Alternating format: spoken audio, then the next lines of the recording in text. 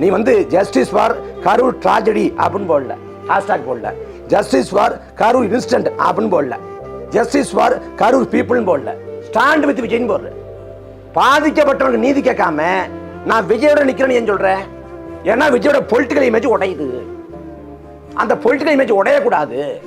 அப்ப முட்டை கொடு, பல பேருக்கு துட்டு கொடு, துட்டு கொடுத்து இன்ஸ்டாகிராம் இன்ஃபுளுசரை இறக்கு, அவனை விஜய்க்கு அதெல்லாம் பேச வை.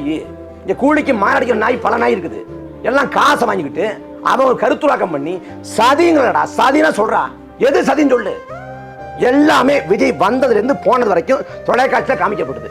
இது மட்டும் இல்லாம மேலே இருந்து வான்வெளியில இருந்து கடுகு பார்வையில எல்லா குணத்தையும் காமிக்கிறாங்க. எங்க சதி நடந்துச்சு?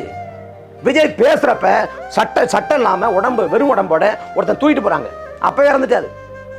மருத்துவமனை கொண்டு வந்து பேச ஆரம்பிக்கும் போதே தொடங்குது இல்லைங்க. மருத்துவமனை கொண்டு வந்து சிகிச்சை பண்ணல, மருத்துவமனை கொண்டு வரதுக்கு முன்னாடி இறந்துட்டாங்க.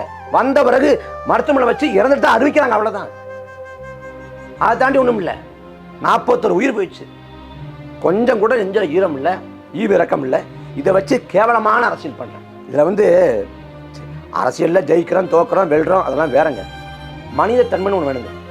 மனிதத்தன்மை மனசாட்சின்னு வேணுங்க. நம்மளால நம்ம மட்டும் குறித்த நேரத்துக்கு போயிட்டா போயிருந்தா 41 குடும்பம் இன்னைக்கு நிர்கதி இல்லாம நிர்கதியற்று நிற்காது, 41 உயிர் போயிருக்காது, 9 பச்சிளம் பிள்ளைகள் பெண்கள்